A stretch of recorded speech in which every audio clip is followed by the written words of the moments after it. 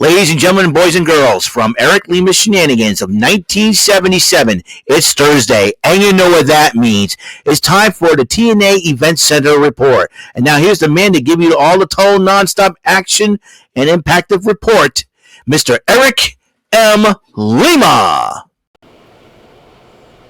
Thank you very much, Mr. Announcer, sir. Well, hello there, everyone. Welcome to yet another episode of Lima Shenanigans of 1977, episode 2375.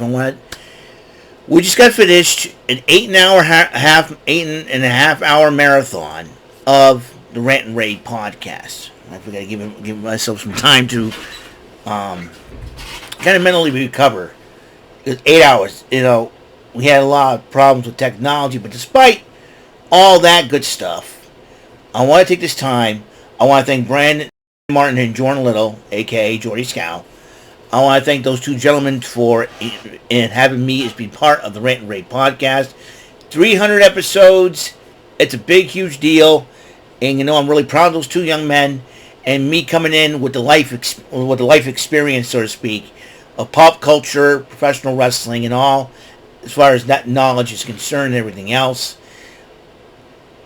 Me being added to the group back in, like I said, 2021, summer of 2021 was a big, huge get. And Brandon and Jordan, like I said, you guys did it. We did it. We did it together. 300 episodes. Really proud. I want to thank everyone who has shown support to the Rant and Rave podcast. We really do appreciate it. All the cameos that been coming in on the behalf as the elder statesman of the Rant and Rave podcast. Thank you guys so much. You guys are awesome.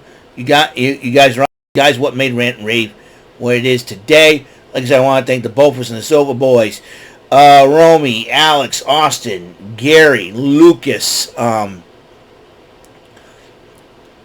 like I say, I want to thank Chayton, even though, he aggravates a little, why I mean sometimes with Chayton.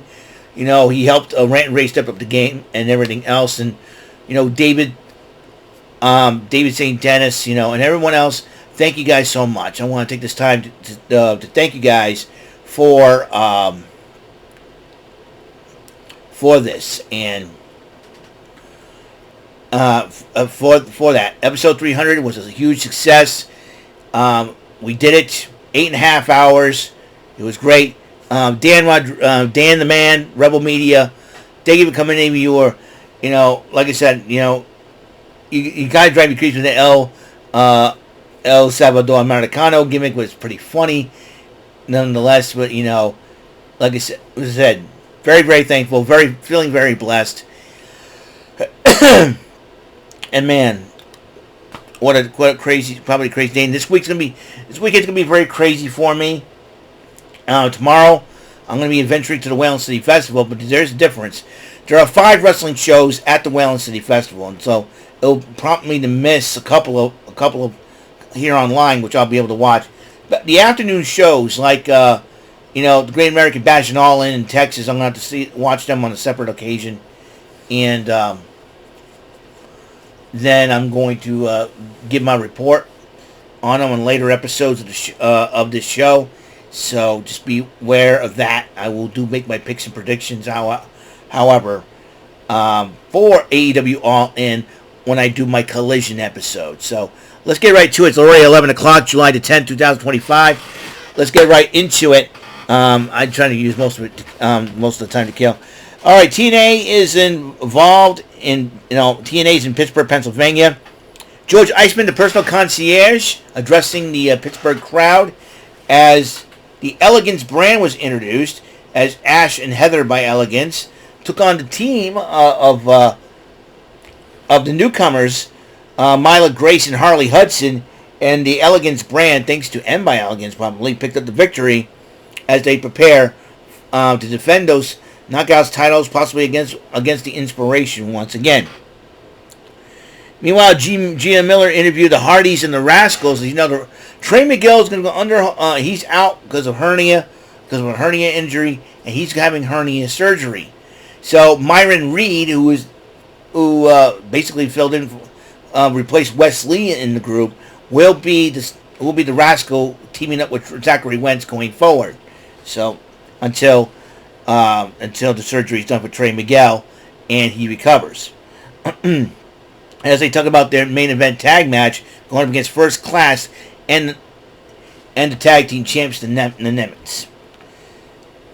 And I think it will be a triple threat match this coming Thursday. This coming on Slammiversary, I do believe. I don't know. I'm going to have to check out the card on that.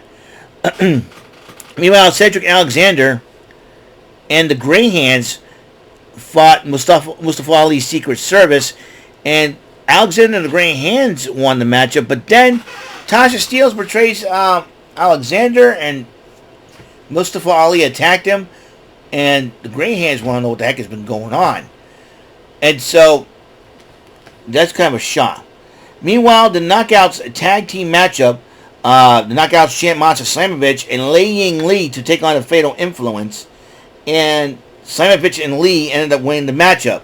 As you know, the NXT Women's title will be on the line this Sunday in Evolution, as Masha Slamovich defends it against... JC Jane defends the title against Jordynne Grace. The winner of that match will go on to... face Masha Slamovich title for title at Slammiversary. Meanwhile, the system was talking to Leon Slater, mainly Moose confronting Leon Slater. And Leon Slater is kind of determined to beat Moose for the X Division title. Meanwhile, the international title was on the line of triple threat. Steve Macklin defending it against Mance Warner and Jake Sutton, who beat the snot at each other. But in the end, Steve Macklin does retain the title. But Mustafa Ali and the Grey Hands were arguing about what the heck is going on. And then Tasha Steelz straightens them all out. Hey, we need to prove ourselves. I called Cedric Alexander. I knew he'd become running. We need to stick together. We need to start winning. We are the greatest faction of all time. But then Alicia Edwards slams the door before they went in. So you want to know something? So the system has challenged them to a matchup to see who the greatest faction is. Tasha Steelz accepted on the behalf of the team. Meanwhile, the fourth row promo from Real One Enzo Amore. Is Enzo Amore on his way to TNA? If that's the case, look out, folks.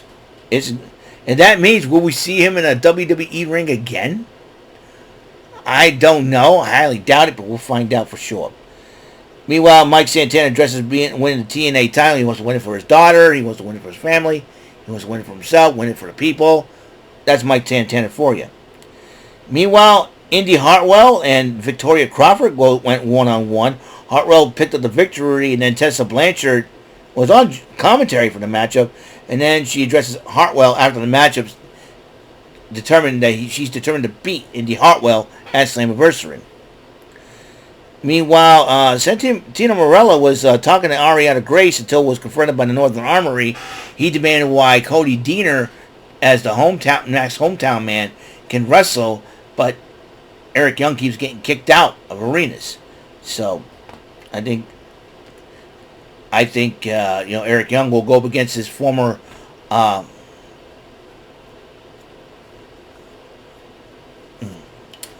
violent by nature stablemate in Cody Deaner. So, what is it? No, wait. Was it Violent by Nature? I forget the name of the group was. Amber Winder. Let's see. Okay. Looks like somebody... Okay,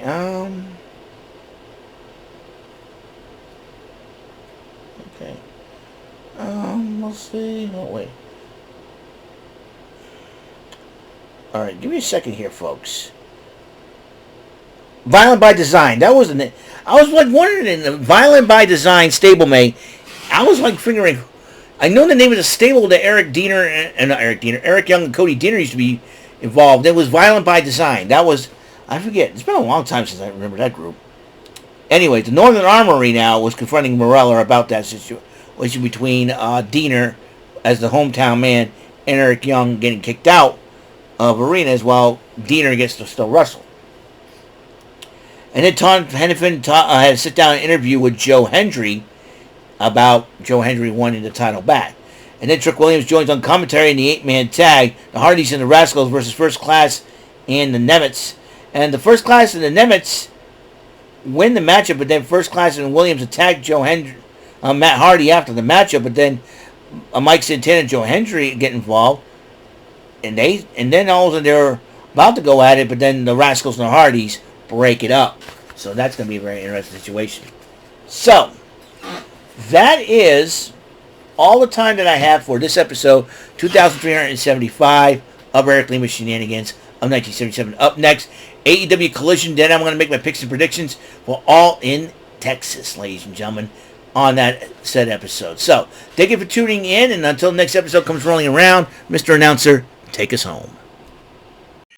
That is all for today's episode of the show. This is Mr. Announcer speaking for Eric Lima Shenanigans of 1977. A Big Beefy E and do it for Bob Saget production, and in association with a Raving Bull for 3000 Telepictures and Distribution. Thank you for watching another episode of Eric Lima Shenanigans of 1977. See you later on the next episode of the show. Goodbye for now.